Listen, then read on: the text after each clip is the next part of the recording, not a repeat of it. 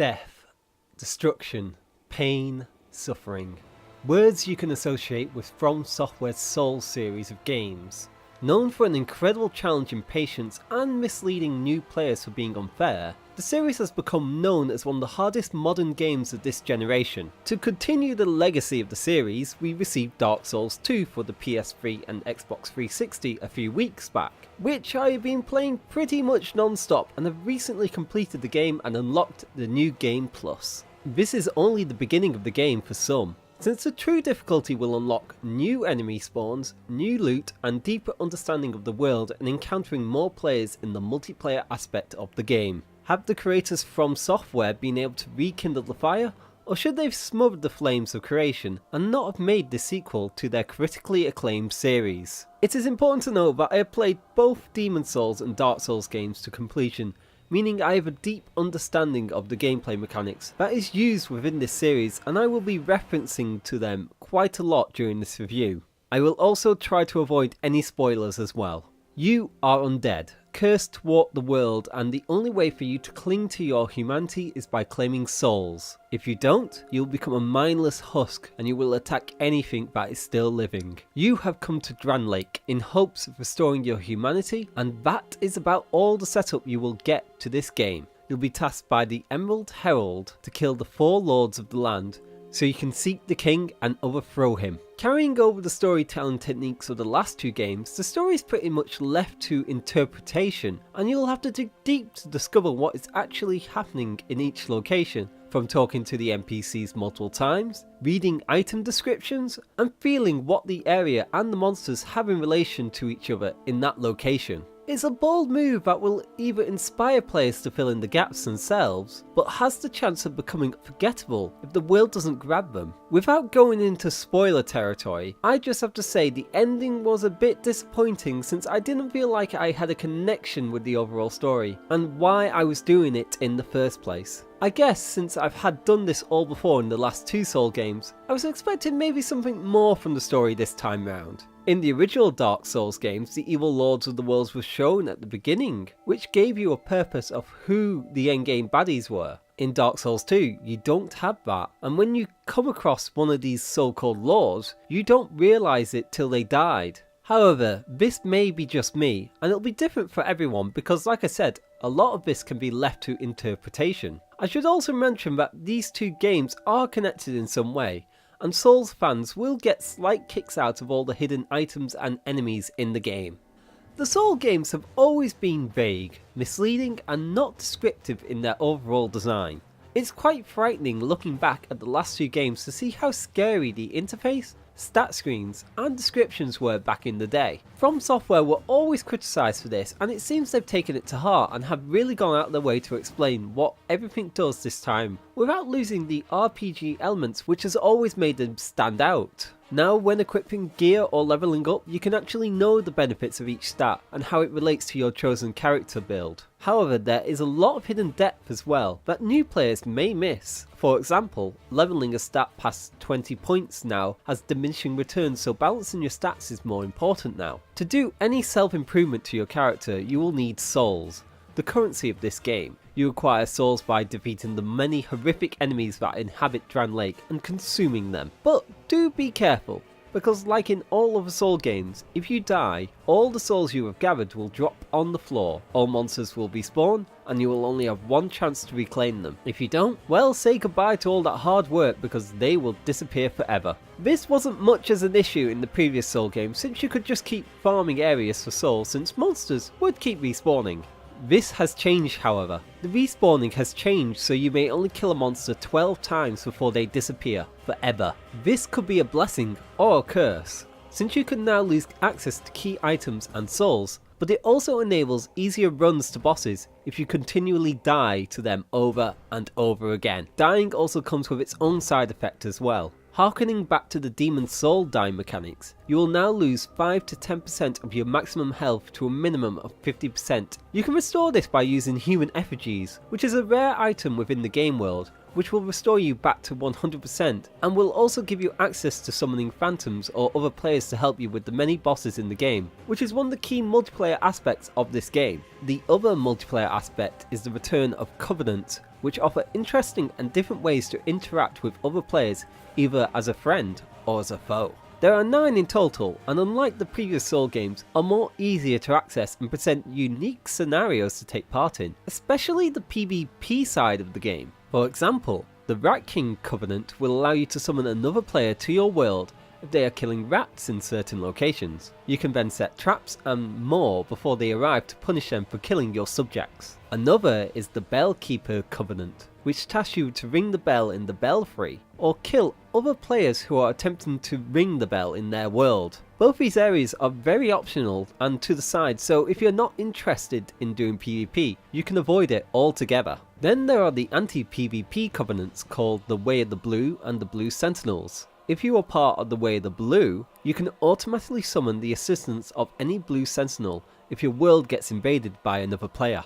I generally don't like the multiplayer in Dark Souls, but this time I got a kick out of it. It is far more balanced now, so your world won't get invaded by high level players since the matchmaking system will only connect people with similar progression in the game. The game also has changed the item progression of healing over the last Dark Souls game. Instead of having access to 5 or more refillable Ester flasks at every bonfire, you now start with none. You will have to discover Ester flasks around the world, and the only other healing item at the beginning of the game is a consumable life gem that restores your life over a period of time, instead of an instant heal. A lot of these changes I've actually personally enjoyed, but there are a couple that I didn't enjoy, such as the world's overall structure. In Dark Souls, the world had been crafted perfectly to interconnect with each other, that made it a joy to see you stumble across previously travelled locations and see how it was all connected together.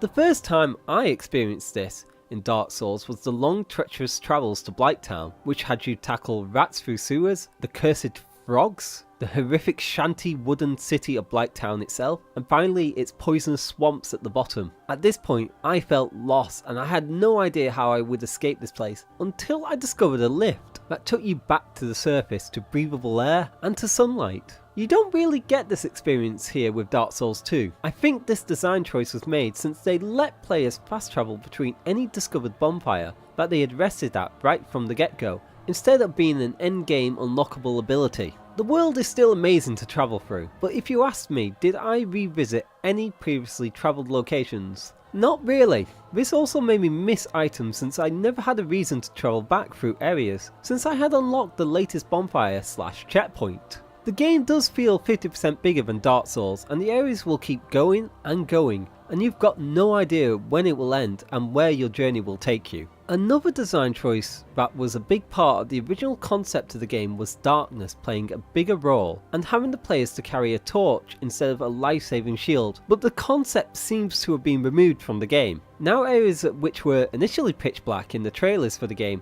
are now bright enough to see things quite easily. I can understand if it didn't test well with players or with the developers, and if it was causing too many graphical issues, but it was something I was really excited about playing around with. Strangely enough though, you can still carry a torch and light the many scoffs around the world. To this date of recording, there seems to be no reason to do so. There are only 2 areas in the game where using a torch is extremely useful, which makes 2 bosses slightly easier to tackle. The series has also been known not to telegraph to the player where to go, and there were a few times within this game that I got completely lost and I had no idea where to go. Speaking to people on forums on the interwebs, everyone seems to have got stuck at similar locations, which I think could have been easily solved with some NPC simply telling the player, "Oh, you should try this." Overall, the design will feel similar to most Soul fans, but different enough to be fresh, while letting new players have an easier time getting into the game and being far less intimidating than previous games in the series. The Soul games have always been considered hard for the reasons you can die in just a few hits, and that each new area can hold many different ways that you can die, which in all honesty is quite true. This has scared people from the series who haven't got the patience to take their time and just charge in and die. Not because the game is hard, but because they weren't paying attention or just being over greedy in combat. If you were to act like this in real life, a sword would hit you and you'll be critically wounded or be dead. Same goes for Dark Souls 2. Your main 2 stats are health and stamina. Health dictates how much damage you can take, and stamina, which regenerates over time, enables you to roll, block, attack, and use magic. It's up to you to identify your enemy's attack patterns and discern what is the best way to take them down. Should you dodge a certain sword swipe or block it? Have you got enough time to cast a magic spell after he's finished the combat animation? Or strike him back with your own weapon? It's very rewarding, especially when you're facing the many bosses in the game with a diverse range of attacks and abilities you need to learn, avoid and counter. In the previous Soul games, players found that using backstabs and parry were a great way to overwhelm enemies, but the timing to achieve these stagger-like attacks has been greatly reduced, so you need to be perfect with your timing. You can now even be hit while performing backstab animations by other enemies. You are no longer invulnerable during these states. Blocking has also been changed where you'll be staggered for a great amount of time if the last of your stamina is used as your shield block. Weapon types are more important this time around. Unarmoured and light armoured creatures are weaker to slashing piercing weapons, while heavily armoured creatures are weak to blunt weapons. The game encourages you to try many different weapons now, and your weapon's durability is greatly reduced this time round, so carrying multiple weapons is not a bad idea. Magic makes a welcoming return to Souls and has had quite a few changes, and a whole new spell school called Hex is added that joins the likes of Sorcery, Faith and Pyromancy. Sorcery is the school for those wizard types who like to keep their distance with powerful direct damage spells and controlling the environment with distractions and stuns. Pyromancy is for those players who like causing massive fire damage while inflicting poison-like attacks. Faith is about buffing and healing yourself while using the light as a powerful weapon. Hexes is now the advanced school of magic that uses a combination of faith and sorcery to cause dark magical attacks that can get past most magic resist creatures and cause devastating damage and debuffs. For new players to the game, magic is always a good school to try first, since the range it offers you will give you a great advantage over your enemies. All in all, the combat is pretty much the same, and is one of the strongest aspects of this game. What may hurt this game more is that experienced players like myself will feel like the game isn't offering as much as a challenge, since we are used to all the tricks and the attack types enemies are more than likely to use. Bosses seem to fall into the same pattern as well, and there isn't anything out of the ordinary here apart from 1 to 2 bosses that use more magic, or the room being more of a puzzle. Thankfully they have learned from the mistakes from the original Dark Souls, and there are no annoying jumping puzzle bosses like the Bed of Chaos. One way the developers try to offer a challenge to players is by overwhelming them with many enemies. And this becomes a tactic for a lot of the bosses by having lots of minions or with 2 or 3 bosses attacking you at the same time. This is fine, but when this is used repeatedly throughout the game, it can get repetitive and could even frustrate the newer players. If we ever get another game in this series, I am hoping for some more interesting enemies and bosses, and hopefully more anti-range classes, other than just charging you or magic resist. Have them have a vortex type spell that drags you in, or a slow moving spell to stop you kiting them. The world of Dark Souls 2 is a beauty to behold, with its dark undertones spread throughout. Yes, we are currently pushing these current gen consoles to their maximum, and you will discover a fair few bland textures here and there, but for a game that's this big, it is to be expected.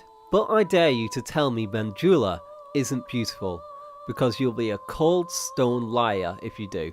Bosses, creatures and player models are all fantastically detailed, and weapon design is fantastic. Music is phenomenal as always, portraying a dying world with harps, violins and more. A particular highlight is the music for Majula that you'll be visiting quite often, which will bring warmth and joy back to the player after exploring the darkness of the world. Music is rarely heard and only creeps in during boss fights and key locations. The rest of the time you'll be listening to the ambience of the world, from the groans of monsters to your footsteps echoing off the corridor walls. A UK cast has been used for the voices again, and it gives off that medieval feel perfectly. There are a couple of issues on the PS3 with frame rates dropping, which was the platform I played the game on, but it didn't bother me as much, and it was nowhere as near as bad as the last 2 games. Reports that the Xbox 360 version has been causing screen tearing, but has no frame rate issues. But since I've not played that game, I could not tell you. The PC version has still not been released yet,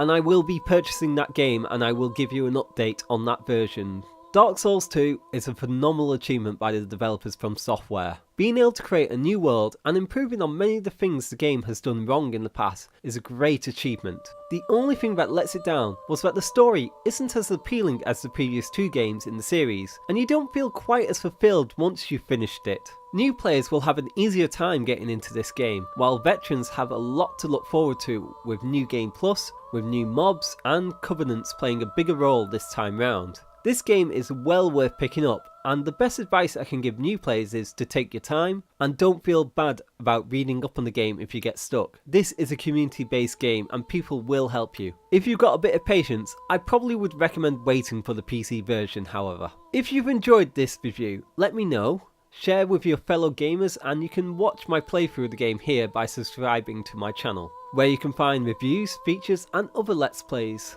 Thanks for watching this in-depth review, and I will see you next time. Bye bye.